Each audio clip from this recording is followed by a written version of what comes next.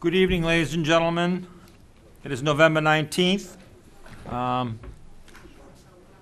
will be our last meeting before we break for Thanksgiving, and we all have an awful lot to be thankful for.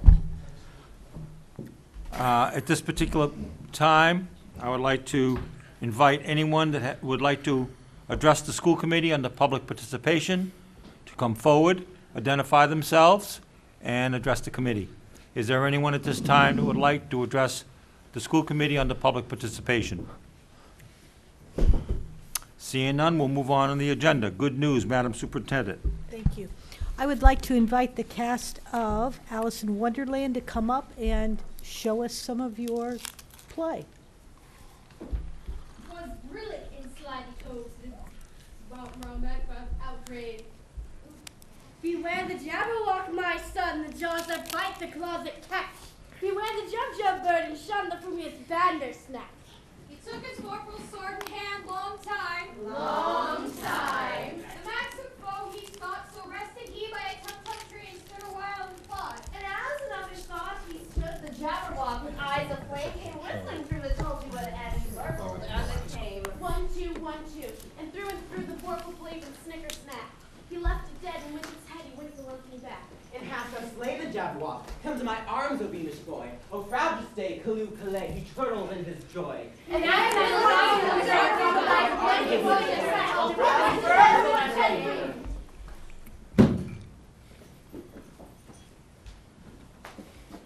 all in a golden afternoon, full leisurely we glide. For both our oars with little hands fly. For both our oars with little hands fly. All in a golden afternoon, full leisurely we glide. For both our oars and little... Alice! A childish story taken with a gentle hand lay it, where childhood dreams are twined in memory's mystic band, like a pilgrim's withered wreath of flowers plucked in a far-off land. Alice and her sister sitting on the bank, beginning to get rather tired of the day, and considering in her own mind when suddenly a white rabbit with pink eyes ran right by her. In another moment, down went Alice after it.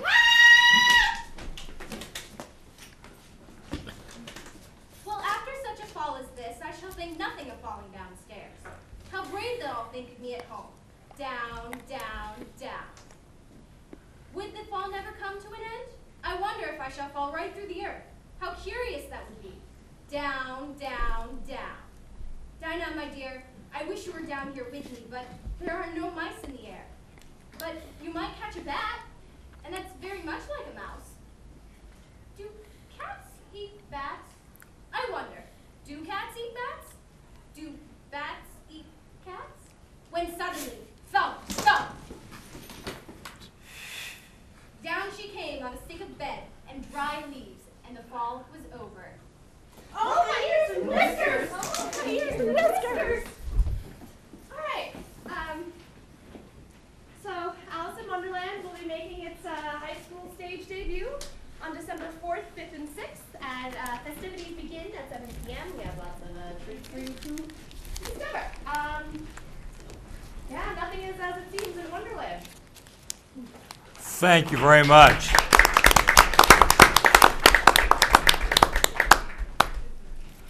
Carolyn, would you like to say anything?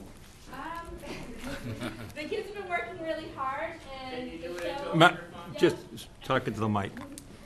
The kids have been working really hard, and the show is going to be amazing. The set they have been building all week, so please come and support us. And that's all. They're a really good group of kids. Thank you. And this is just another example of the arts being alive at Wareham Public Schools. Thank you so much. And thank you. And I will definitely be there because I don't think I've missed a performance in a long time. Both myself and my wife will be there, so you count on us. Thank You're welcome. And I hope everyone gets a chance to go because it's well worth it. Thank you again. That's December 4, 5, and 6. What time? 7 p.m. 7 o'clock at the high school auditorium. Thank you. Okay, Madam Superintendent, any other good news? No, we're good. You're good? Committee, any good news? Mr. Sweat? The Mass conference that a number of us participated in had, for the first time, a student panel. It was designed to solicit from outstanding students their thoughts on public education, what we were doing right, what we were doing wrong. It was the first time it was attempted, and it ended up being the Wareham Barnstable show. Why? Because there were 6 students, and 3 of them were from Wareham, and 3 were from Barnstable. And let's say we acquitted ourselves very well. You won't be surprised to know that 2 members of the cast that we just saw were part of the panel, that is Giellen Perry and Kim Barboza. And the other member was Nicole Nault, who's a graduated senior who's now a freshman at the UMass Dartmouth. They were very articulate, thoughtful. You also won't be surprised to know that Giellen credited his drama experience, his experiential education, as our chair loves to say, to the reason he was able to be up there on that panel and thoughtfully express his thoughts about public education. He even, and this brought the house down, he even offered to cry to prove his ability to act, but he chose not to do so. So it was a great event. It was great for Wareham, and our students represented us extremely well. Very good. Anyone else on the committee? That doesn't surprise me, by the way. Wareham kids have been, exemplifying the fine training that we do here for many, many years. So it doesn't surprise me, but I'm very proud of them. Candidly, it didn't surprise the people who were listening. I just think there's some people on the South Coast that just don't get it. No, they don't get it at all. There's great things happening here. Mr. Flaherty? All right. Well, did anyone here attend the Deacon's PTA Holiday Fair? I did not. Well, you missed a great time. I'm sure I did. It was the best one they put out so far. It was great. Really glad I went there. Also, 7th grade just finished up their nature's classroom. You probably read something about it in the paper. My son went on that, and it was great. He had a great time. He came home hoarse for like 3 days. Him and his friends were hoarse. He said that after the second day they were hoarse. I'd been looking forward to that for 2 years after hearing about it, and that was better than expected too. That was great. And then coming up tomorrow night is the middle school PTA comedy night. And I'm sorry, high school. Is it high school? It's the high school. High school. It's at the high school, and it's for the high school comedy night. And I'm looking forward to that. And there are definitely tickets still available. I got the robocall today. Thank you. Yeah, that's tomorrow night, 7, right? Yeah. 6:30? All right, 6:30. Doors open at 6:15. And I've got my 2 tickets. Unfortunately, I've got a board meeting for the credit union, but my wife will be there with her sister, so I'm sure they'll enjoy themselves. And if you haven't gotten tickets, can you get it at the door? Yes. Absolutely. Very good. It's a good time. It really is. And you'll get a belly full of laughs. I'm sure of that. Anyone else on the committee have good news? Well, and what's interesting about this time, I've been to many of the comedy nights, and the PTA always puts on a great comedy night, but this one is for 14 and over, so it's going to be interesting. I'm sure it will be. Mr. Lazarus, you all set? Okay, Nicole, all set? I just have one quick piece, and there was an article in the paper about it, but I just have to comment on how it impacted me as an individual. And it was the Veterans Day celebrations here in town. Not only was it a great parade, but I had the honor and the pleasure of being invited by Dr. Schaefer-Hood to participate in honoring one of our veterans that left Wareham High School in the 11th grade and went off and joined the Airborne. And he was a paratrooper, and he subsequently has served in the armed forces. He's been a police officer. He has served the town of Wareham in a variety of different ways. So it was an honor for me to present Steve Baptiste. If you don't know, Steve Baptiste is the owner-proprietor of the Preview Restaurant down in Onset, with his official diploma from Wareham High School. And I just suggest to maybe Mr. Palladino that in some way, if it's appropriate, it'll be entirely up to you, that maybe he can participate somehow in June with the graduation. But you might want to talk to him about that. But it was an honor for me to be a part of that Veteran Day celebration, because it was really evident to the degree that this community honors our veterans and the sacrifices that they've made for us. So it was really enjoyable, and I want to thank Dr. Schaefer-Hood for inviting me to participate, and also it was my pleasure. All right, moving on. We've got the minutes of November 5th. Move approval. Second. I have a motion and a second to approve the minutes of November 5th. Are there any omissions, deletions, or corrections? Hearing none. All in favor? Aye. Aye. Opposed? 400. I'll just say that Michelle, or whoever drafted them, did a great job with those minutes. Yeah, I thought so too. Yeah. Excellent job. Yeah. Excellent She job. always does, but I mean, with the workshops, they tend to be a little light, in the minutes, but these were pretty detailed. It's because Michelle was there and not me. At this point in time, we've got financial reports, Mr. Oh, Mc- yeah. Second set of minutes. Oh, that's right, we do. Yep. I'm sorry. We've got November 12th. Is that correct? Yeah. That's what- We have got the minutes of November 12th, which was a workshop meeting, a budget workshop meeting. Do I hear a motion and a second? So moved. Second. I have a motion and a second. Any omissions, corrections? Seeing none, hearing none. All in favor? Aye. Opposed? 400. Next order of business is financial reports. Mr. McMillan.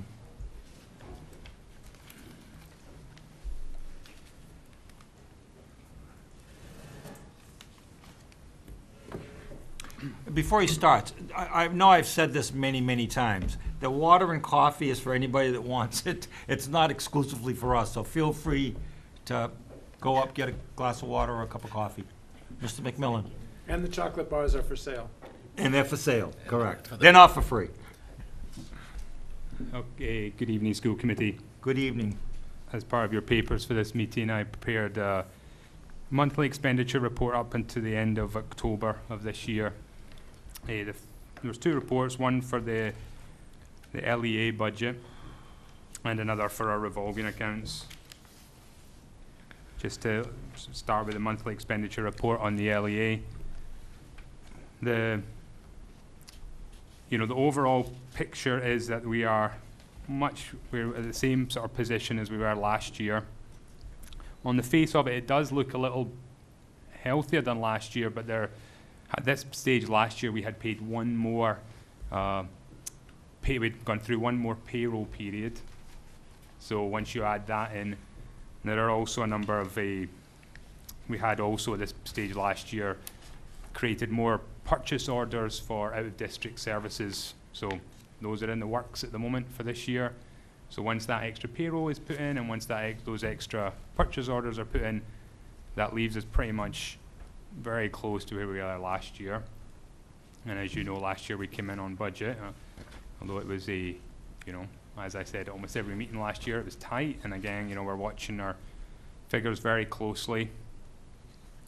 Just looking down at the specifics, it is early in the year, so most of the major accounts are showing a significant amount of funds remaining. I don't know if anyone's got any questions, any specific issues. I'll ask for any individual questions on the monthly expenditure report for October. Anyone specifically have a question? Mr. Flaherty. I'd like to go by page, but is that at this time or just a question? No, you can. All right. Are you going to take other pages in this report specifically? I mean, it might just be easier to go straight to questions. Okay, I'm happy. go ahead.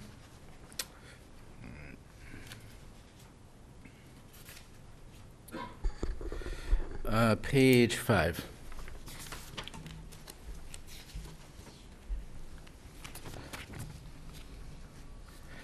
And this is information I probably could have read just from looking at last year's budget and this year's budget, but under the budgeted items for this year and last year, there's a huge difference in the curriculum director line item. Why is that? Last year was 83,000, this year's 293,000. This year, last year when we started the year, there was an assistant superintendent position, and most of that was enrolled into the curriculum, director of curriculum. But we took care of that like week 1 or something. Yeah, so that budget is the starting budget. So the starting budget, where it says last year comparison. So Yes. it's the start of year budget.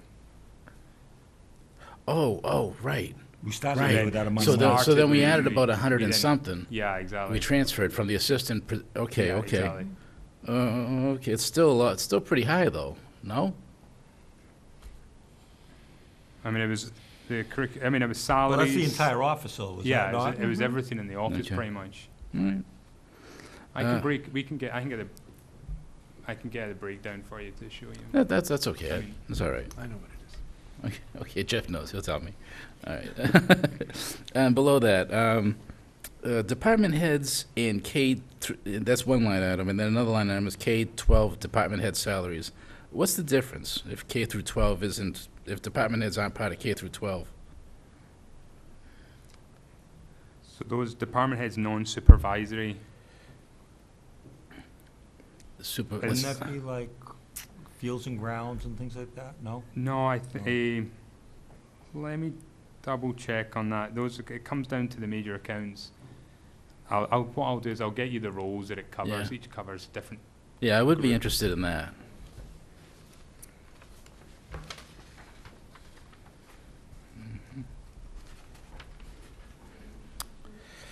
All right, page 8.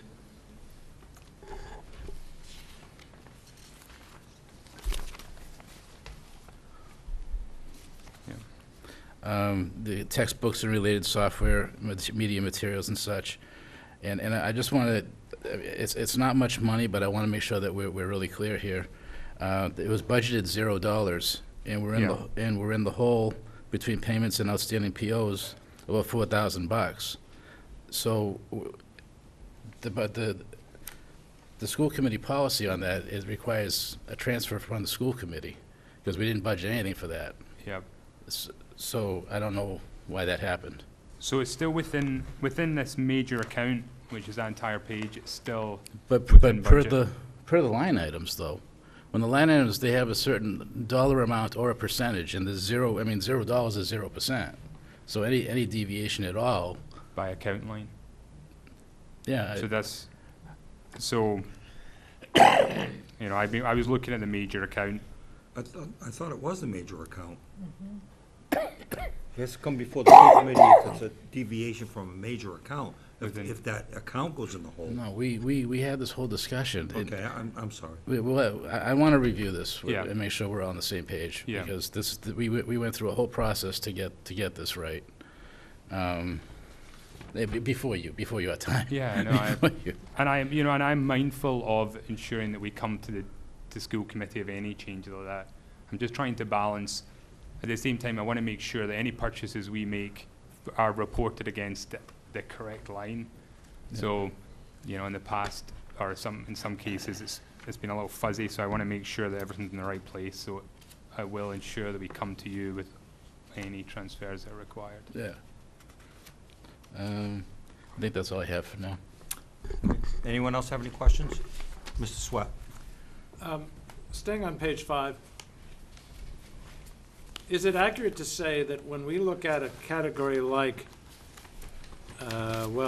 some of the ones that Mike was talking about, department heads or instructional coordinators and team leaders, non-supervisory, when we're looking at that number of 147,477, is it accurate to say that what we're looking at is not the actual salaries, but the stipends associated with that work? Yeah, that's correct. In most cases, it's, and I'm trying to think, I think in almost every case it's a stipend. Okay. So when we're looking at school curriculum leaders, department heads, building level, that's also stipends, correct? Yep. Yes. Even though that is, I assume, supervisory. Yes. Even though curriculum leaders are not supervisory, they're instructional leaders. So is that an old term that we've just haven't changed in the software? They're on the curriculum facilitators? 145, 648 is the, Oh, right, yes. So, yeah. Well, these are the, I mean, we can update this. It kind of is that's derived really my from both. point, and I don't Yeah. want to dwell on it. The title is, I don't think it's any longer accurate. Yeah, And in some cases, they are in fact full-time instructional leaders, don't have any direct teaching responsibilities at the elementary and middle school level. So if that's the case, even though they are receiving an increment per contract to perform that position, their entire salary really should be there and taken out of regular teaching salaries. Wouldn't you agree? yes. I mean, So I realize this is a wash in terms of the budget. Yeah. But in terms of accurately describing things, I think we need to look at that page and make sure the titles and the dollars and all that truly reflect reality. yeah. And the only other thing I had was the very last page, Dr. Marx's area always concerns me because it's so big. And I wanted some comfort level, at least I thought it was the back page, the last page. Maybe it's, in any event, it's the Yeah. programs, sorry, page 11. Yep. 13, rather, page Yeah. 13. There's a big difference between what we spend now and what's remaining now and what's remaining last year. When an account Yeah. that big shows that level of a difference, I just want a comfort level that that's just a timing issue, and So it comes down- it also prepays perhaps last year and not this year and that sort of thing? So the entire reason for that difference is because purchase orders were put in the system earlier last year than this year. So when you put that purchase, so if a student goes out of district, then we create a purchase order for the total amount, and then through the course of the year, the facility will Okay. bill us and we'll pay them off that purchase order. So some if, of those purchase orders just not been created at the point this report was run. So so put your accrual hat on. yeah, so that's how we, in this case, how we accrue for, well, how we encumber it is through the purchase order. Okay, so what I'm looking for is some kind of true reflection of where we are as compared to where we thought we would be. And is there any problem with this area? So out of district, it's always a moving target, Yes. and we are watching it closely. There are, we have students in a number of different buckets. We've got some that are active, some that are pending, and some that are possible. And, as the possibles and the pending start to firm up, then we'll have a better picture. Just going in the active, we should be okay, but as we progress through the year. I'm just going to ask you a yes or no answer, a yes or no question, rather. And you can give me a yes or no answer if that's okay. Yeah, all right. Are you worried about these categories? Other than always being... Part of my job is to be worried about this category. So yes, I am. Are you any more worried than you normally are? I'm more worried than I was last year this time. You are? I'm no more worried Okay. than I was this time. Thank you. But there is always a level of worry when it comes to this, because like you say, one student with a high value can really make a big difference. Maybe I should ask Dr. Marks, with the chair's permission, whether she's worried. Yeah, I think that's appropriate.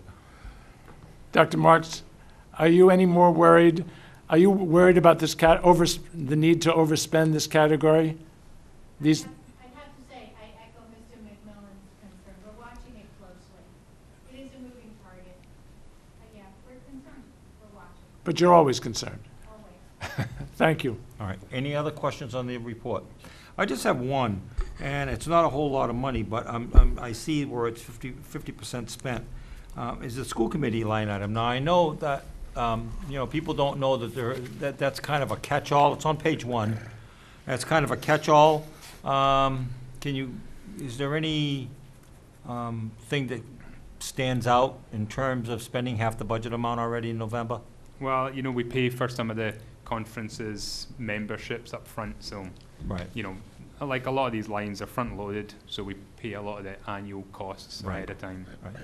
And we just finished a conference, so that's Yeah, good. so those Thank things you. are paid up and running. Thank you. Any other, Mr. Flaherty? Just, I may have missed it, but is transportation on here? Yep, should be, I hope so. I looked, that's like twice. It's hard, it's easy to miss. Pupil transportation, It's the penultimate page, I think. 15. page 15. Oh, okay. Oh, okay, gotcha. All right, thank you, I just wanted to find it. Thank you. All right, moving on, Mr. McMillan, to the revolving accounts. So I should also say with both of these reports, the format is a little different again. We had, our accounting software have made some changes so that we're more in line with the town's accounting software. I won't bore you with the details, but essentially what it meant we had to do is rewrite these reports, which is why they look a little bit different from in the past. And with the revolving accounts report, I guess some of the highlights, well, there's two things I wanted to highlight. One is transportation. We're in the process of purchasing buses from this account line, which will help with our overall repair costs, and with our student transportation, we're able to replace a lot of our aging buses. And the one other thing I wanted to let you know about was in the school choice, there was actually an error in that line. Partly to do with changing the accounting software, the previous balance from last year wasn't carried forward, so actually is a lot healthier, which actually puts the start of year total for school choice at 189,000, give or take. And then that also follows through to the ending balance. Does that make sense? So we hadn't carried forward, and we use school choice to pay for salaries largely from the junior, the cooperative school. Any questions on the revolving account report? Mr. Flaherty?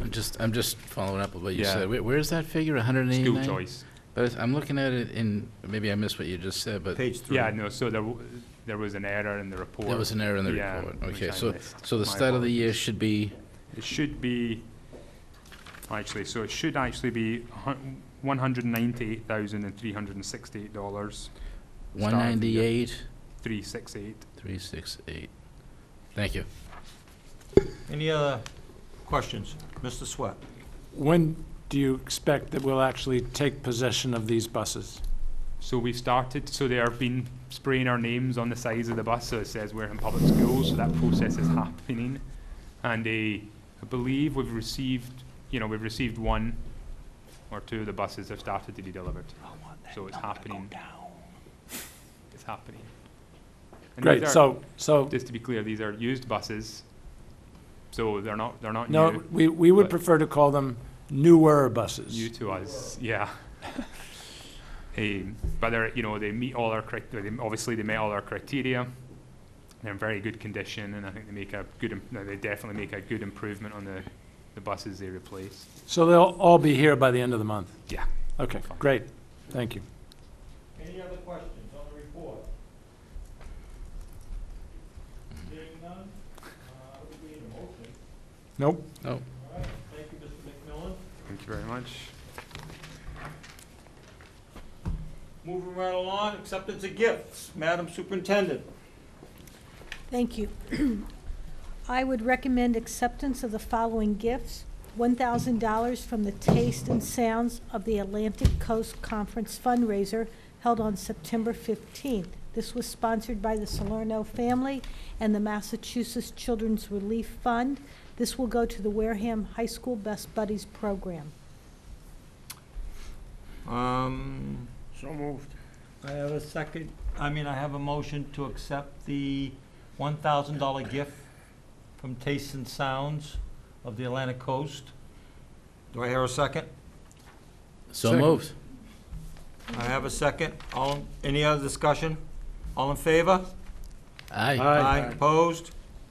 Thank you. Thank you very Thank you. much. Okay. The next would be $350 from Mr. Tom Sarson.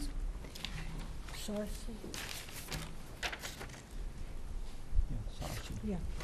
To the Wareham High School Marching Band to be used for the purchase of new uniforms. Wow. How much is it for? $350. I'll entertain a motion for Mr. Sarson's $350 to the Wareham High School Band. Do I hear a second? Second. Any other discussion? All in favor? Aye. Aye. Opposed? Thank you very much. Next? That's it? Okay. All right. Next order of business is the resubmission of the superintendent's goals. Madam Superintendent. Thank you. Goal 1 would be looking at building capacity. I will seek innovative methods and strategies for building employees' knowledge and instructional capacity. Opportunities will be explored to strengthen skills in leadership, educational kinesiology, and improve school culture. I looked for an out-of-the-box thinking goal, how it would tap in some of the pieces that we discussed at our recent workshop and develop this goal to mirror what I thought that I heard. So I'd be asking then the committee to accept my 4 goals. I dropped goal number 5. So goals, goal 2 and goal 3 and goal 4 have already been accepted, is that correct? Yes. All right. There was one that we amended, but I think it was, I don't know which one it was. But they have been accepted, is that correct? Yes. Is that correct? For the record, they have been accepted? Yes. So the only one we haven't accepted is number 1? Correct. Correct, okay. Any discussion on this goal? Mr. Sweat? I love the goal. I also love goal number 4. And part of the reason I love goal number 4 is because they're similar in my mind. My question is, do you see any similarity between the 2 goals? No, I do not. Then I guess I'm mistaken and I have no problem. Any other discussion? The only thing that I wanted to ask was educational kinesiology. Kinesthetic learners are learners that use their body and teachers that use their body. How is this, I don't know where this ties in, using your body. Maybe you could give me some examples. Sure, I'd be happy to. What we're really looking at is how do we work with students for relaxation, for thinking in a more positive manner. There are several programs, Brain Gym, Mindset, and so we're going to be looking at bringing some professional development in to work with our lower grades on reframing perhaps morning instructional prior to instructions, and just working with people about building a positive school culture. There's been a lot of research in this area, and it's research-based. It's certainly proven to be very efficient and effective. But I don't see the tie-in to using your body. It's really, It's training your mind, but how is that using your body? And unless I've got the term confused, but isn't that what kinesiology means? right, but it's really focusing on the mind. Okay. All right. And then the other question I had on goal number 1 was when you talk on B, the executive function, which is basically the ability to organize, tax flexibilities, problem solving. And how are we going to measure this both from a pre-goal and a post-goal in terms of measuring this cognitive function? Because that's basically what it is, a cognitive function. I don't know how you're going to measure that.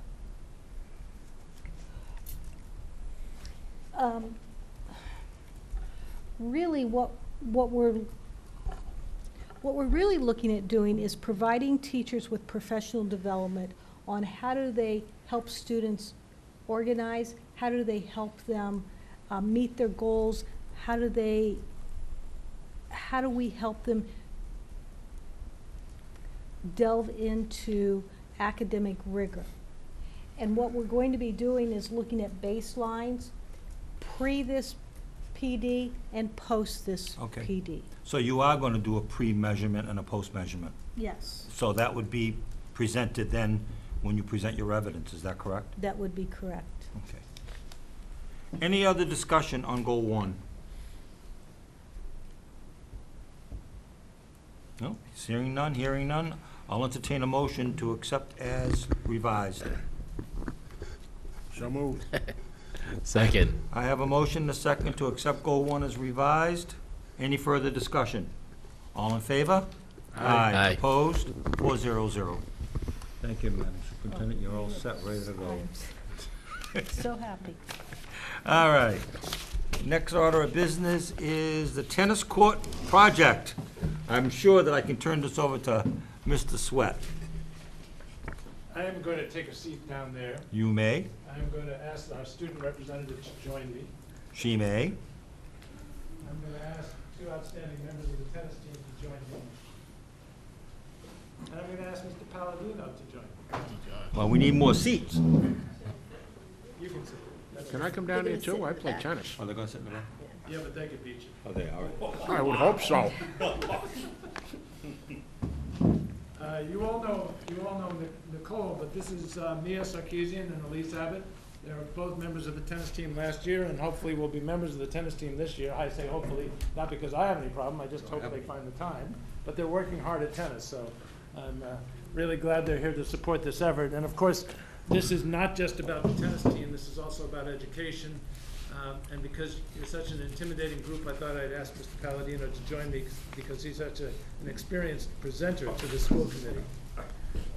I'd like to, in all seriousness, divide this up into 3 components. What do we want to do? Why we want to do it? And of course, how much is it going to cost? So the what is, assuming we can, and all of this should be in your packet. Can you take the mic with me? Can I?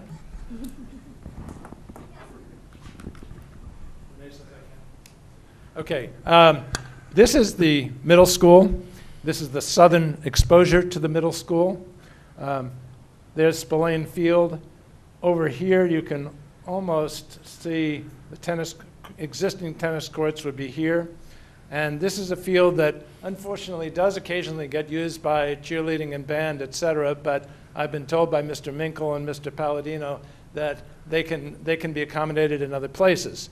So the idea is to build 3 courts, and by the way, the direction of the tennis court is not just because it happens to fit there, it's because you want your tennis courts to be as much north-south as possible because of sun. And believe me, tennis players understand what it's like to have sun in their eyes, especially when they're serving.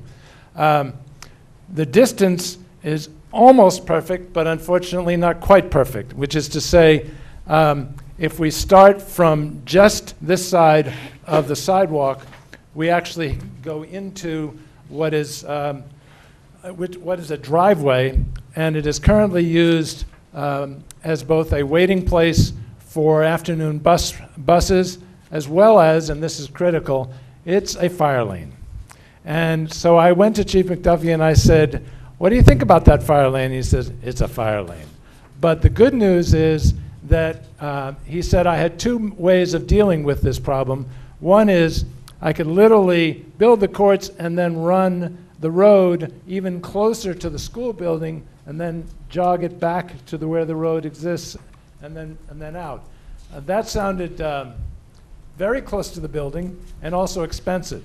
And he said, but you also have another alternative, and that is when you build the courts, you can make a double wide gate here, i.e.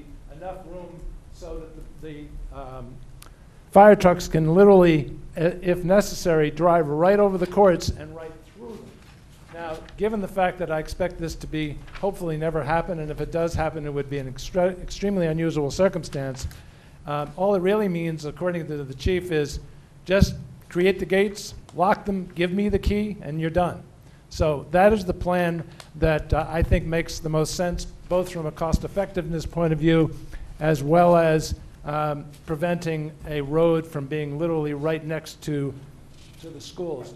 I'm already told that when the buses are there, and if they've forgotten to turn off their buses, there occasionally gets a little bit of an exhaust smell into the schools. So we do not want to get the buses even closer to the school. The other problem, which has also been resolved, is there are manhole covers in the driveway. But I went to see Guy Campina, the director of the Water Pollution Control Facility, and he knew all about those manhole covers, knew exactly where the sewer line was running, and he said it's a very cheap, very easy solution to it. So he said that's not a problem as well. So basically what you're looking at is 156 feet this way, 120 feet this way, and the surface I'll get to, but it would accommodate 3 courts. Oh, by the way, this white rectangle, you're going to have the privilege of hearing people talk about a cranberry bog as part of the STEAM Academy, hopefully on December 17th, which is when they want to come. It was initially going to be 20 by 40, but in speaking to the STEAM Academy teachers, they anticipate the whole area may actually be closer to 75 by 100. Bottom line is I won't steal their thunder. It's a very exciting project. It is fully funded by grants from the Cranberry Association people, and I'm looking forward to hearing more about it on the 17th of December if that fits the chairs and the superintendent's schedule. So it's a short walk between the 2 courts. The direction north-south is fine. The number is exactly what we need. So I'll stop there because that's what we want to do. Any questions? Questions? Mr. Flaherty. Just, I mean, it seems well thought out and stuff, but I'm just curious, in looking at this new court, what would happen with the old court? We need all 6. Okay. And I'll explain that in the next section. Move on to the next session. Okay. Now, obviously this will cost some money, and I'll get to that in the 3rd section. The why really has 3 components to it. One is, and I'll take the tennis team component first. I am extremely lucky that a whole lot of kids come out for tennis, especially the girls' tennis team. I have, over the last 10 years, routinely faced the problem of how do I keep 15 to 20 athletes actively involved on 3 courts when really you don't want any more than 4 kids to a court. So it's a problem. In addition, there are 5 matches to a varsity tennis match. This means currently that we can only start 3 at a time, and then we wait for those to finish so that we can put the 4th and 5th matches. We have, on occasion, been there until 7 o'clock at night. So this would allow us to finish the varsity matches much earlier and then give what we call the JV, although there's no official JV in the South Coast Conference, but give the younger and less experienced players an opportunity to play in competition against other towns. So it's much, much better, not to mention the fact that practice would be much more effective if we had more courts to work with. We already share them with the boys. This would make it that much more effective in terms of a tennis team, from a tennis team perspective. Then there's the whole issue of the fact that when we take over the courts during clinics in the summertime, and because there are Boys and Girls Club clinics, the team has clinics with, not with myself, that wouldn't be legal, but with others. And I recently had, I guess there were about 18 5th graders who were participating for the first year in intramurals. When we take over the courts, there are no courts left for adults to play on from the community. So this would enhance that experience for the community. And finally, and Mr. Palladino knows this extremely well, it's not unusual to come out and see a gym class on these 3 courts, but only half the kids are active. Because a gym class is, how many kids in a gym class, Mr. Palladino? 24 in each class. You can't put 24 kids on 3 courts and expect them to be active. It's just not possible. In fact, I would even argue it's dangerous to have 24 kids on, in a gym class setting from the point of view of activity and the point of view of learning anything about tennis. So those are the 3 what I think are compelling reasons. By the way, if we put our 3 courts in context, there's only one team in the South Coast Conference that has only 4. We are the only team that has 3. One team has 4. Most have 5 or 6, and some even have lighted 6. So it is by far the least capacity tennis facility in the entire South Coast Conference. And I won't say that's the reason we haven't been as successful as we'd like, because we actually had a pretty good season last year, but it certainly helps to have more facilities and more time to practice. So that's the why we want to do it. You guys want to add anything? Mr. Palladino? Did I miss anything? I just think it's Use the mic, Mr. yes. Palladino. I just think it's embarrassing when you have a home match and the girls are out there well past the boys who are at the away facility and you're still out there. I think this brings us up to speed. And I also want to mention from a classroom standpoint, you mentioned the phys ed, but we have to schedule with the middle school when we can do our tennis units. And like Mr. Sweat said, with 24 to 30 students, there's a lot of standing around, and now potentially we could kind of divide and conquer, and the middle school could use one facility, we could use the other, or we could spread out between both facilities. So I think there's a lot from an education standpoint, obviously athletically, and from a community standpoint. I will say, leaving Wareham High School, coming in, it's the most used public facility in the town as far as I'm concerned. I know the track gets a lot of use, but I'm going to tell you, the tennis court, I think, gets more use than any public facility that we have in town. And that's it. Thank you. Thank you. Any questions on why we want to do it? Questions from the committee? Move on. Okay. And I apologize, this is going to get a little complicated. It's not intentionally. What we do and how much it costs are actually related. There are basically 2 types, well, there's 2 types of tennis courts that we could put in. Grass is out for obvious reasons. Clay would be a great surface, but South Coast Conference does not compete on clay. So it has to be a hard court. There are basically 2 different types of hard courts. The hard courts that we know well as we go around the community, or at least we think we know well because you really can't tell the difference, are asphalt with then a special surface applied to make them appropriate for tennis courts. But even though they've been around for a long time, lately something called post-tensioned concrete has become very fashionable. Why?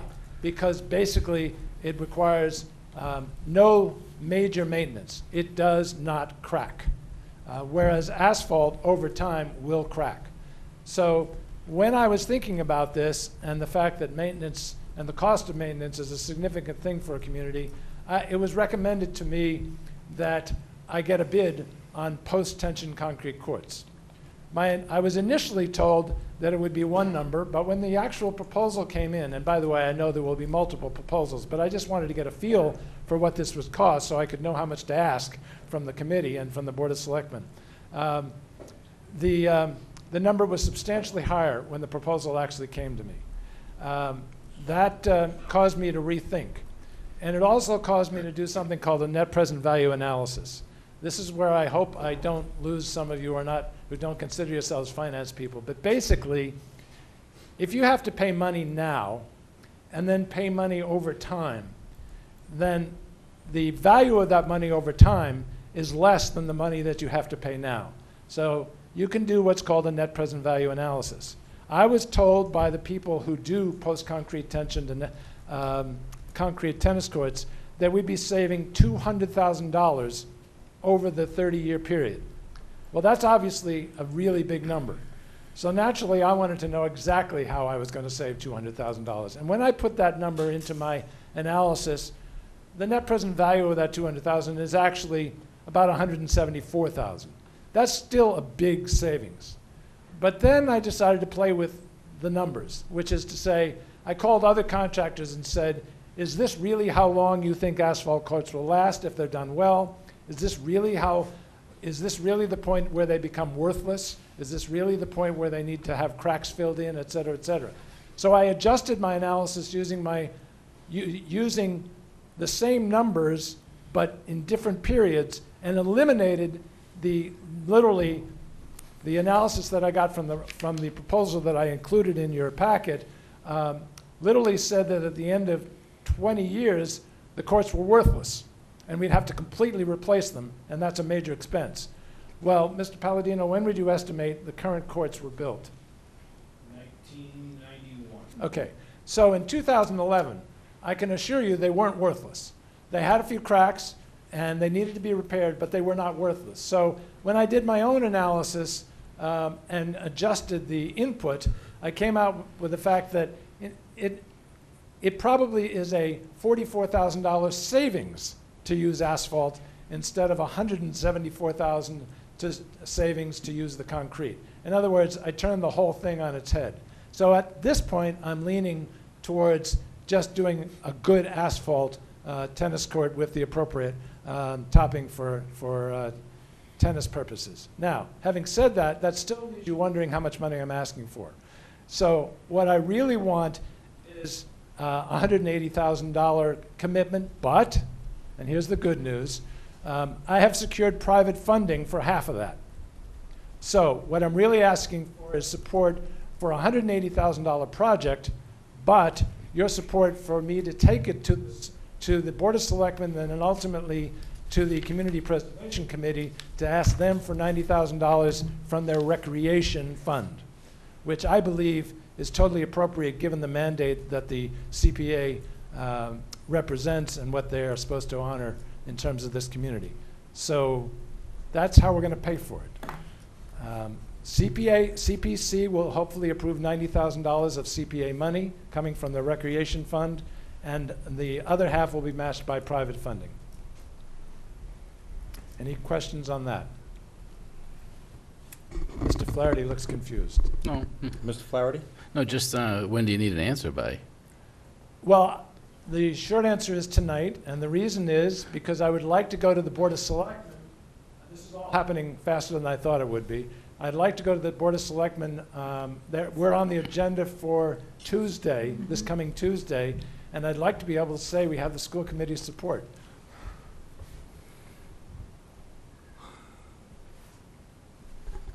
Yes, sir. Private funding.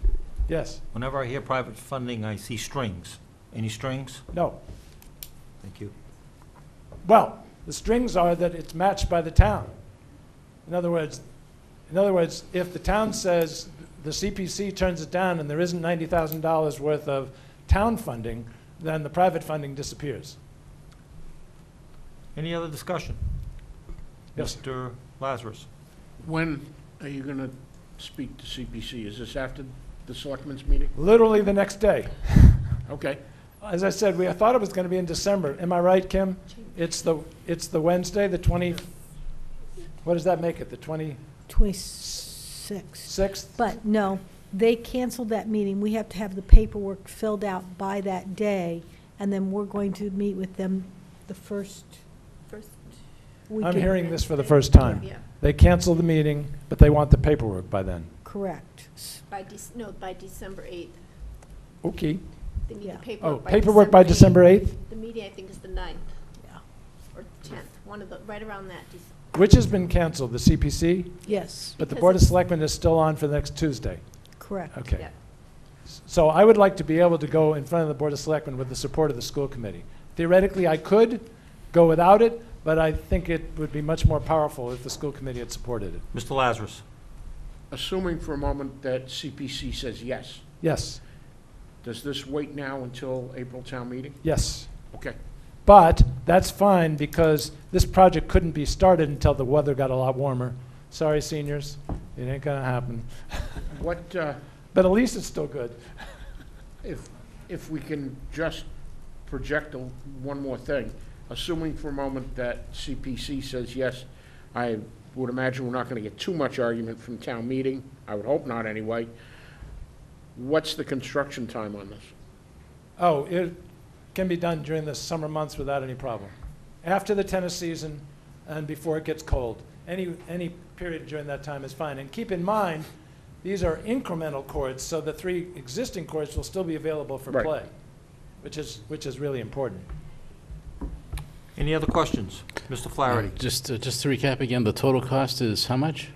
The commitment I'm asking for is 180. 180. This will be put out to bid. I think in theory, it could come in as low as 140, based on other contractors I've talked to. Cape and Islands is considered the premium builder of tennis courts. They built an outstanding track for us that is still doing extremely well. So you don't want to pay for quality because it does matter.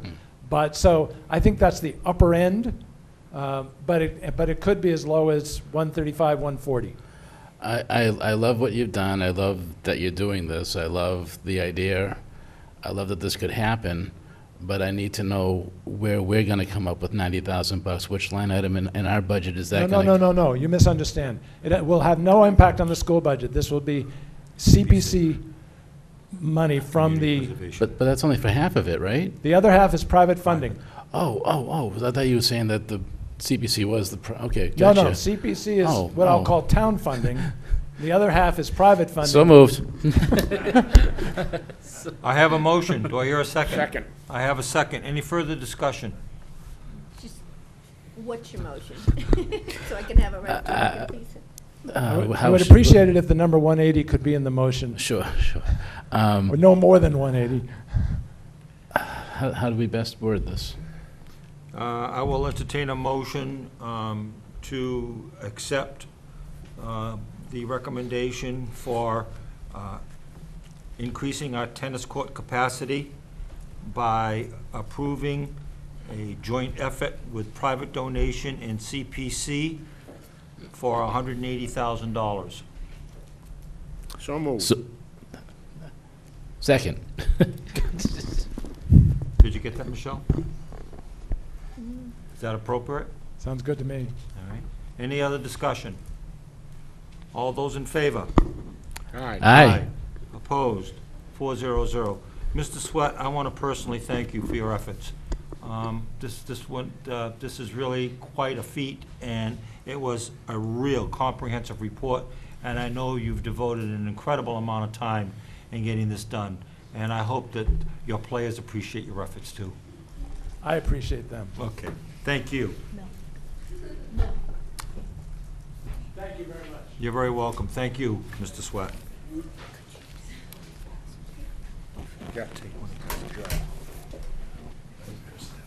Yeah.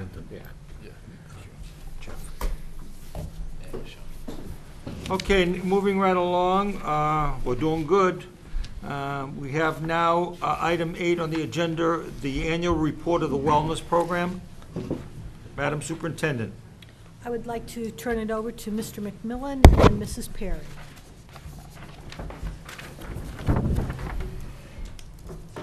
Good evening. Good evening. Good evening.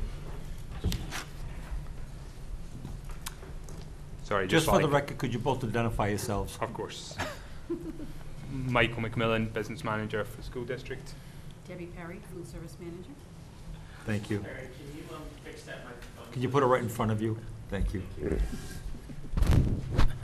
So I'm just going to get the slides set up. So we circulated a paper a little later than the rest of the papers, so I apologize for the late arrival. We, in keeping with the school wellness policy, the school has to update the school committee annually on implementation of the wellness policy. We thought it would be a good opportunity to also update you on the performance of the food service program, because those issues are linked. I just put some, partly because the paper was a bit late, so I don't know how much detail you've been able to look through it in. So I've also prepared some slides, and I'll just talk you through some of the highlights. All the information in slides is taken directly from the paper. I mean, I've also provided copies of the slides, but all that information was in the paper provided. So the first part is providing an update on the school wellness program. In the annex to the paper, we've given you an update on all the, from each principal of each school, providing an update on the implementation of the wellness policy, physical education, nutritional education that's going on within the schools. There's, you know, a host of different activities taking place. There's just draw attention, the middle school gave a really comprehensive update on what they're doing, and they're, you know, for their grades doing a wide variety of activities. Also, the food service program. You know, I'm excited to come here today actually to update you on this, because we've seen some sort of quiet revolution in the delivery of food service in Wareham in the last few months. We've adopted two main programs. The first is the community eligibility program. So I believe we just discussed this at a previous school committee meeting. What that means, this is a national program which allows communities such as ours to apply for participation in a scheme which allows us to claim all our students as a free, effectively, to give free lunches and breakfasts to all our students. So that's obviously a huge change in how we've delivered food service in the past. We've given, in the past, if somebody wanted to, you know, so we would write out to all our families and say, please provide information on your income, and that will allow us to designate your students as low income, and therefore they would get free or reduced lunches. So this DSESE sanctioned program gets rid of all that, and instead all of our students get free lunches. There's no requirement to fill in forms. There's nothing like that. I mean, it's a huge issue for the schools, and it's great because it means our students are getting a much easier access to food, and as we know, good nutrition can assist in development and instruction of the students. And in fact, there is one of the annexes to the paper does provide some information, particularly about breakfast, about the benefits of breakfast on instruction and attention for students. So in terms from the financial perspective, the purpose of this is not the community eligibility program is not one to improve districts' finances. It's one to improve student participation and to reduce administrative burden. So the way the reimbursement works is you get a certain reimbursement rate, and so it's $3.09 for 81.4% of your lunches, and just under 40 cents for the remaining 18% of your lunches served. So that's how the reimbursement works, and then there's similar figures for breakfast. So alongside that program, we have also started another program called Breakfast in the Classroom, and that involves us providing breakfast to our elementary classes and grade 5 at the middle school. So they're provided breakfast in the morning in their classrooms. So the breakfast is delivered to the classroom and then it's handed out. And again, it's just, you know, so that's had, as I'll show you, had a huge impact on our participation numbers, of course, and behind all of this is the belief that students who are well-fed, good nutritional breakfast starting the day will have better attention and may be able to learn more throughout the day. So just to show you what it's done to our participation numbers, for breakfast, as you can see, so what this chart is, the blue line along the bottom is the number, the week number. So week 1 is obviously further to the left, which is the first week of school, going through to week 11, which is the latest data we had. The blue line is the numbers of students participating in lunch in 2014. The much bigger sort of orange line is 2015. So you can see we've more than doubled the number of students taking breakfast. Lunch, you know, lunch we had high participation, reasonably high participation rates in lunch already, so that's not increased as much, but you'll see a significant increase across the board since the start of the year in lunch as well. I don't know, shall I just keep going? And if anyone's got any questions, feel free to jump in. Any because questions I know at this point? throwing a lot of information. Any questions at this point, Mr. Flaherty? I don't have any questions, but I'll say while we're on the matter of elementary lunch, that during the holiday fair at Deacon's, I happened happened to be in the cafeteria, and I just wanted to say to Mrs. Perry to pass it along to whoever, but it was immaculate in there. And I saw all of these coolers, and I mean those 30 coolers, they all had a teacher's name on it. I said, "What are these?" And they said those are how they serve the breakfast to all the classrooms and stuff, and just very well organized. It was actually pretty impressive. I think, you know, you've hit something important there, Mr. Flaherty, which is I'm doing all the talking, but Miss Perry is doing all the work, which is the way I like it. So, you know, I think they're doing it. I mean, the food service staff, you know, the discussions we had last year, and as we talk more about it, they're doing an amazing job delivering two big changes, and they're doing it really successfully. So the income, and I provided here an overview of, so that this is one table in your paper which I've split over 2 slides just to fit it in and make it still legible. The first is the income, and what I've provided is the FY13 number, the FY14 number, and I've included as well the original forecast we had when we came to school committee earlier this year towards the end of FY14 for FY15, because I think that really helps get your head round how these changes affect our finances. So there's no breakfast and lunch sales anymore, and that's when we first started this program. And you know, my continuing nervousness about it is, you know, so we don't get the money coming in for people that are paying full whack for their lunch anymore. All of our income, except for the a la carte and staff sales, is reimbursement.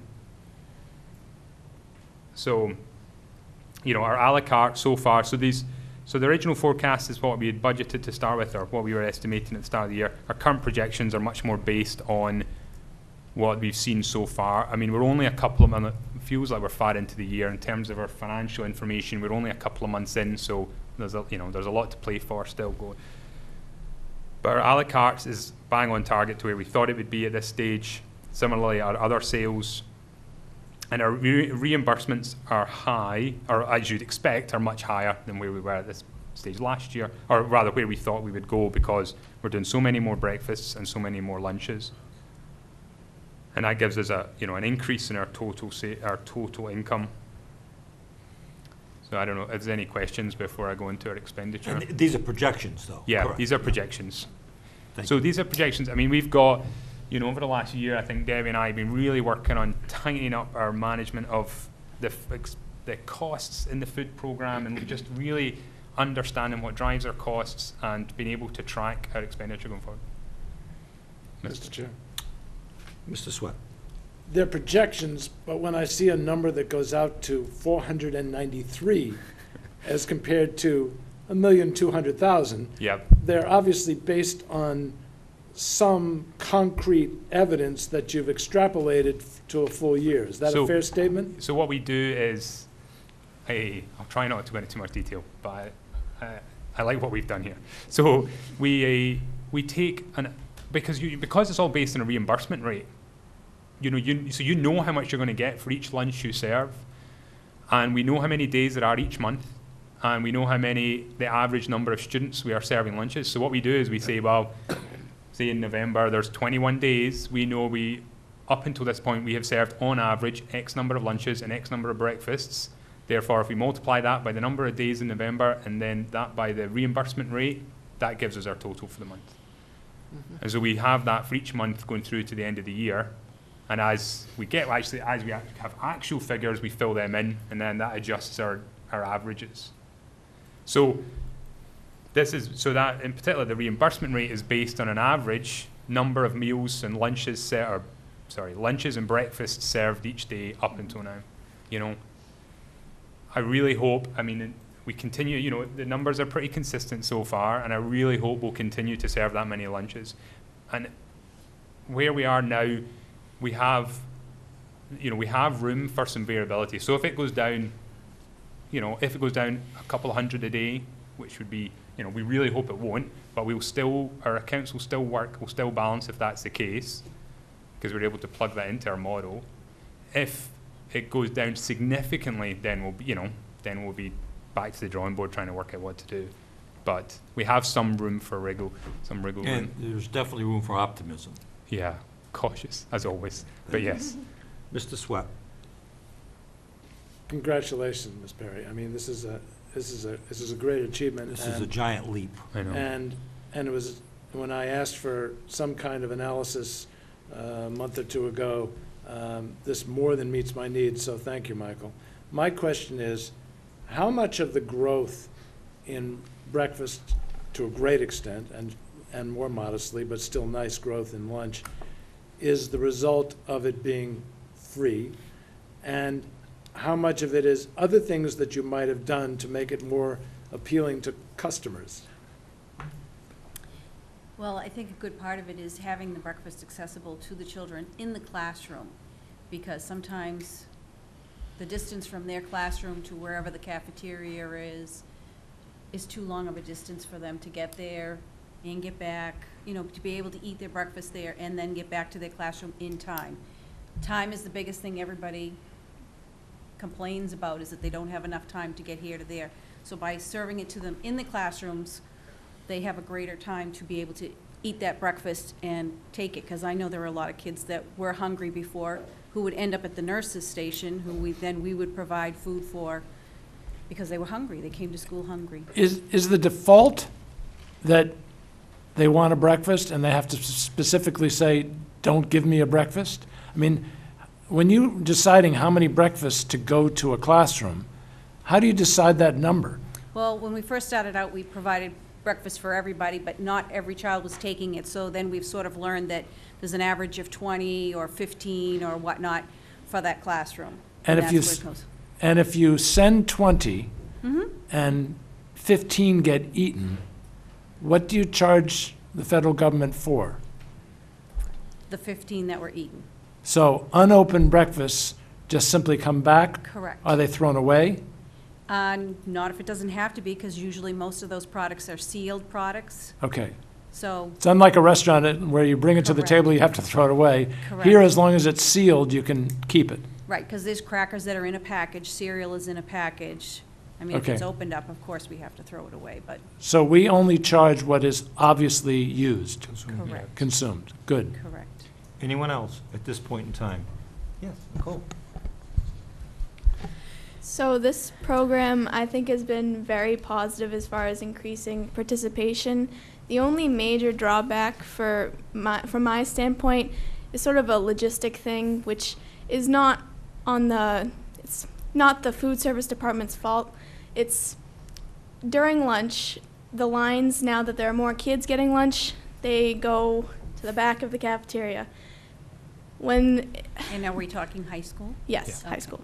No, she's in So- middle school. She's So there I have don't know been if she's talking times. for someone else, or? No. Okay. There have been times, when I end up at the back of the lunch line, I get my food, I sit down, and the bell rings. So, I mean, that's the major drawback for me, is that with the increased participation, while it's a positive thing, it's also bad because there seems to be a reduced amount of staff, which, again, is not their fault. But with a reduced amount of staff, it's taking a longer time to get through the line. There's there's fewer registers available to go through. Even though it's free, you still punch in your number to Right. record the sales, obviously. Right. Sales. And it's just, I don't know if there's a way that can be fixed, with whether it's increasing the time of the lunches or making 3 lunches instead of 2. Whatever it is, I think it needs to be addressed because it's a problem, a serious problem. That's a good point. Yeah. Very good point. I think, and we've experienced that not just at the high school, but some of the other schools as well, that, we're slightly a victim of our own success for once, because, and as you'll see as we go into the next slide, actually, part of us managing the expenditure was cutting the number of positions. So we have done that, and that is saving us money, and that is helping with our balancing our budget. But here now we had cut them based on the number of lunches we were serving last year, and now we're serving 17% more on average, or we're serving.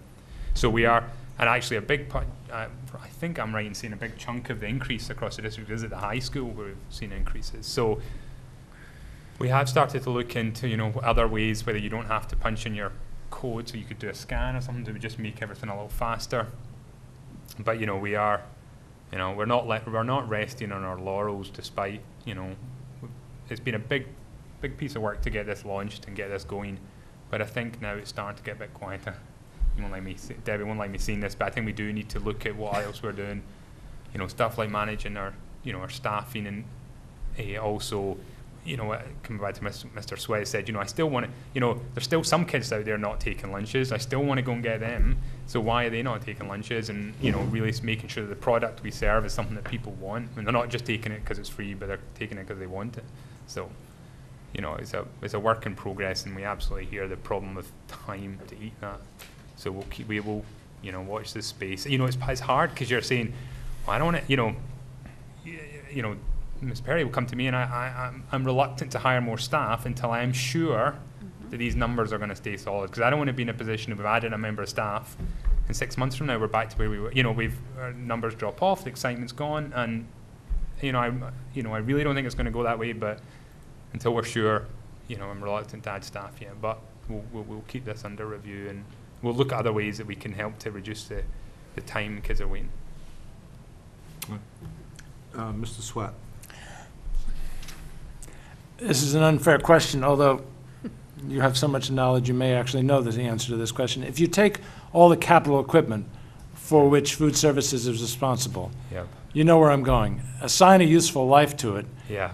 Depreciate it. Yep. Okay. Any idea on an annual basis what that would be? Well, I can tell you that the current value of it is very small because most of the equipment is bought. Old. Yeah, I understand that it may be fully depreciated. Yeah. That's not my question. If it was new, what would be the annual depreciation on that equipment? Because that's the number that should be. I'm hoping that that number isn't greater than $96,000, because in fact that's a true expense. Because you are going to need to replace equipment on a routine basis, especially with higher volumes. Correct. So if you don't know the answer to that question, which I didn't expect you to, I'd love to know the answer to that question, so I feel a greater comfort level that the 96,000 is enough to cover your depreciation because it's real. Yes. And Miss Perry knows it's real because when she needs new equipment, she needs new equipment. And that was one of the main reasons why we were in the fix that we were in last year. Yeah, exactly. Mr. Flaherty. Ms. Perry, which school do you work out of? Middle school. Again, I was at that Deacon's Caf, and just to get to the equipment, I mean, I think it was a steamer, and it had this big sign on it that said broken, you could get hurt from this thing, don't use it, and it was dated like May. So is that going to get replaced, or is that accounted for? Well, we have no funds for it right now. I have applied for an equipment grant that hopefully I can fix it, but I'm still waiting to find out if I've been approved. But it just gets to Mr. Sweat's point. Yeah. I mean, this something that could be fixed with this money. Yes. It could be accounted for now. Exactly. I mean, so again, this comes back to me being stingy with our money, that I am conscious. And DCUS is, funny enough, DCUS is a particular example where we do really need to buy a piece of equipment. And that's only for half of the machine. But so, and I can utilize the other half, that's what they've told me. So as soon as we have, as soon as I'm confident we've got better, we've got that as this firms up and we are confident that this is how it's going to play out for the rest of the year, we will be able to make some of those essential purchases. But it is just, proceeding with caution. Any other comments on the report itself?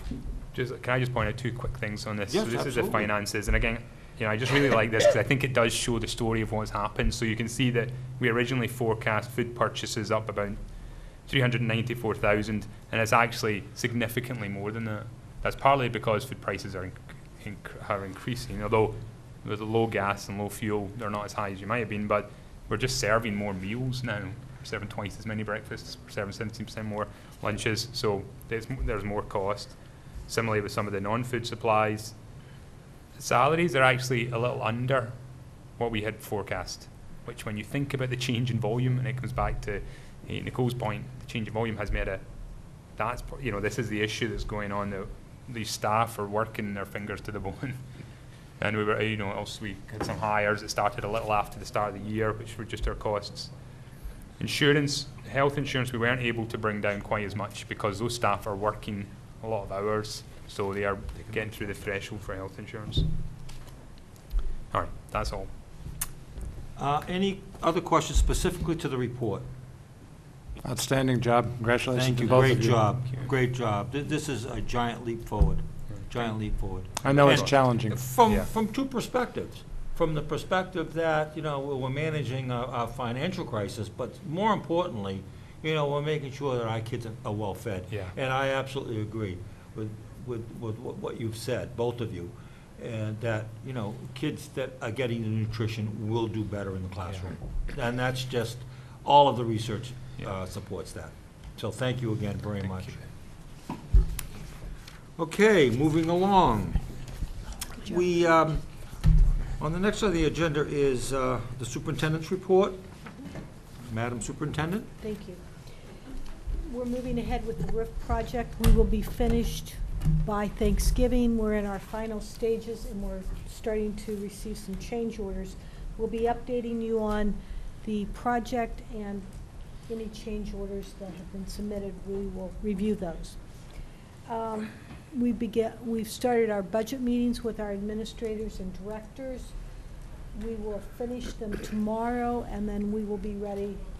Mr. McMillan and I will be sitting down, reviewing all the information together, and we will be putting together the presentation for the all-day meeting with the administrators and any committee members that can attend. Finally, Mr. When is that again? I'm sorry. Yeah, I think December. Is budget advisory meeting before that? The 24th of November, I thought. We're going to schedule the budget meeting. 24th of November is the all-day budget meeting? No, no. Correct. Oh. Oh, that's the all-day one? I think so. I thought the budget advisory, I thought we were gonna meet. It would seem appropriate. When is the all-day budget meeting? December 18th? So we'll be meeting with the budget advisor prior to that date. We've And, not set the date for that yet. Yeah, on the last schedule we got, it said November 24th, but I think it said WC in parentheses or something like this. I don't know what that was. Huh? Oh, week commencing. Mr. Chairman, Yeah. I've got the budget workshop all day on December 18th. Yes. December 18th? Yes, sir. That's the first all-day budget workshop? Yes. Yes, That's sir. what I have too. All-day budget workshop I've got on the 18th. Yes, sir. Right. Do we have a place yet? I Yes. checked it on my iPhone. Room 228. Okay. Okay. Go ahead, Madam Superintendent. So we'll be putting together a budget advisory meeting prior to, that will be coming out in the next And you two week. guys are on that, right? Yes. As Mr. McMillan shared earlier, our buses are starting to arrive. 2 have been brought in, and we will receive the other 3 within the next several weeks. Finally, we met on Monday with the Ed Foundation. We reviewed the grants, and in the very near future, the awards will be made public. And that completes my Any information. questions for the superintendent? Mr. Sweat?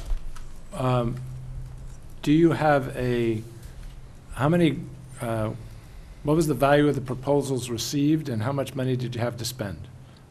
For the Ed Foundation? Yes. We had approximately 18,000. We did not spend 18,000. I believe we spent around 9,000. No, I think it was around 8. And So you had about $18,000 worth of requests and you spent 8? yes, Thank you. and it's a secret when they're going to be delivered too. Any other questions for the superintendent? Okay. Well, thank you very much, Madam Thank you. Superintendent. All right, next on the agenda is a piece of business that came out of the legislative bulletin that I included in your packet. And I'm sure that Mr. Sweat, being a director of MASC, is familiar with this, but basically, correct me if I'm wrong, Jeff, basically, local school committees are at a certain disadvantage in picking arbitrators if an issue, whether it be contract negotiations or a grievance or whatever, has to go to arbitration. And we're at a disadvantage because we don't have a pool of acceptable arbitrators ready at our fingertips.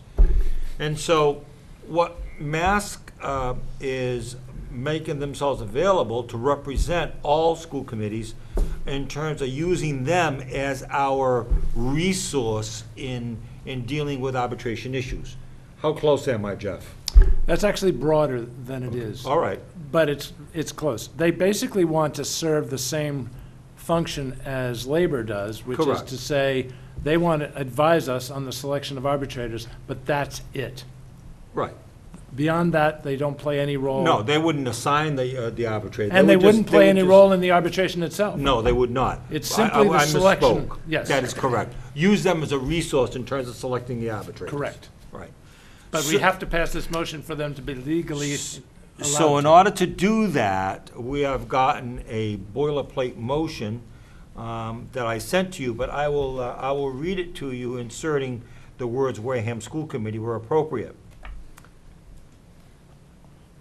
The motion would go as, the Wareham School Committee is to designate the Massachusetts Association of School Committees Incorporated, MASC, as one of the Wareham School Committee representatives pursuant to General Law 150 ES1 for the particular purpose of selecting an arbitrator and receiving arbitration decisions.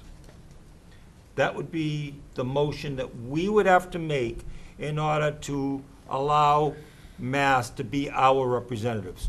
So I've read the motion. If you would like me to read it again, I'll read it again, but if not, if you get it, Michelle? I get it right. Okay.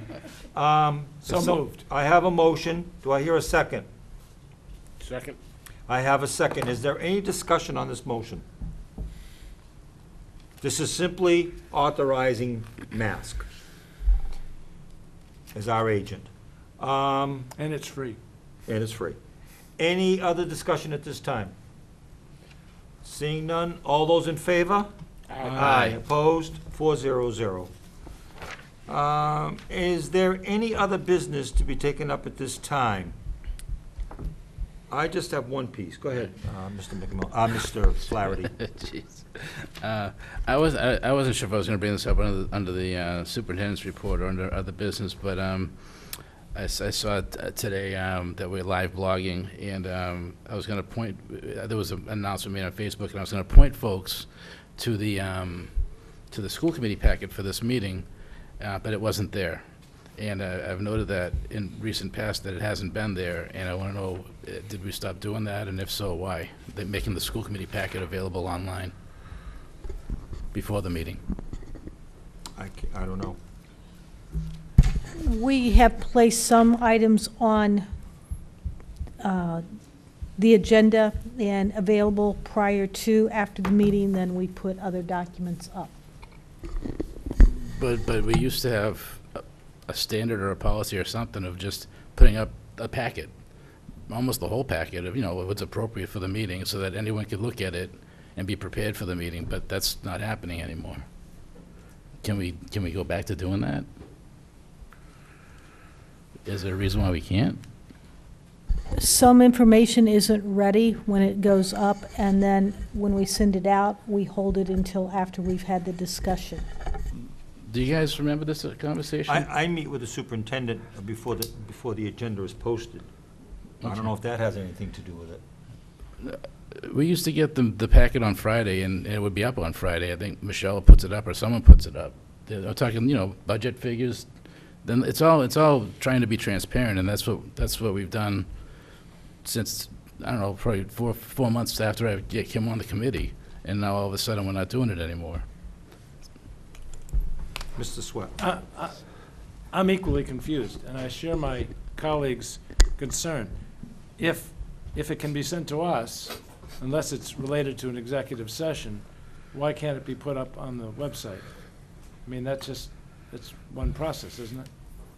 I mean, if it's ready for us, it should be ready for the public. Okay. But you seem reluctant. Are we missing something? There's some items that we're not prepared to put up at the time that the agenda gets posted. The agenda being posted is one thing, but when you send the packet out to us, if we're receiving it, why, and it's not executive session related, why wouldn't it be appropriate to put on the website? We can start putting it on the website. Well, there's a couple of things I think are inappropriate in terms of maybe some budget problems, but not the budget itself or the reports, but I don't know if personnel moves. We're not- Because that's part of the package. we're I don't not know if personnel moves should be put out there. No, you're both right. I mean, that is part of the packet, but we've never put that up. Right. You know, but- Okay, that's the only thing I would object to. But Yeah. anything that, on the budget, the revolving accounts or anything, I don't have a problem with that. I feel like I must be missing something, but I don't know what I'm missing. I don't know either. I can't answer the question. No, what's going on is we used to put about 80% of the whole packet up, minus some stuff that might not be appropriate, like the personnel stuff. That's always happened since my first year here. And then it was happening for a while, and then the last, I don't know, 3 months or so, nothing has been put up, but just the agenda. We'll start putting it back up. Well, if you want to put up, all we have to do is make a motion. We always, well, that wasn't on the agenda. Well, I know, but you can do it on the new business, because Why- you want I'm not the sure next meeting to Why have it it. even needs a I motion. thought it was All something right. we just did, you know. Anyway, but as long as Is it gets there- back up, I'd be happy. Logistically, Mrs. Ruiz, is there a reason why we can't do that? Logistically? I'll put it back up. We'll put it up. Okay. Well, before we put it up, I'd like to continue to have that conversation, because I definitely think that some personnel issues should be brought to our attention first before they go public.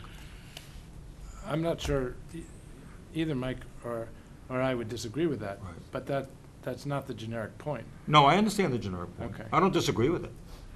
Okay. Okay, so we'll see if we can get that done. All right, thank you for bringing that up, Mr. Flaherty. Thanks. Any other business? Now, the only thing that I had was, I had a request from Mr. Slavin relative to a joint meeting with the budget. He suggested the 18th of November. I subsequently sent out an email saying that he was unavailable and that we had not, laid a foundation to have a joint meeting at this particular time. So he suggested that while he was on vacation, that I get a hold of Mrs. Cattouli, but I haven't done that yet, to be quite honest, because that was just last week. And so I would think it would be appropriate, before we have any joint meeting, that the three chairs sit down and talk about a platform, and, some clear outcomes to be determined and so forth, before we go forward with that. Does the committee have a problem with that at all? I think it's an outstanding idea. Okay. Very good. Is there anything else that would like to be discussed at this time? I'll entertain a motion. Motion to adjourn. Second. We are adjourned.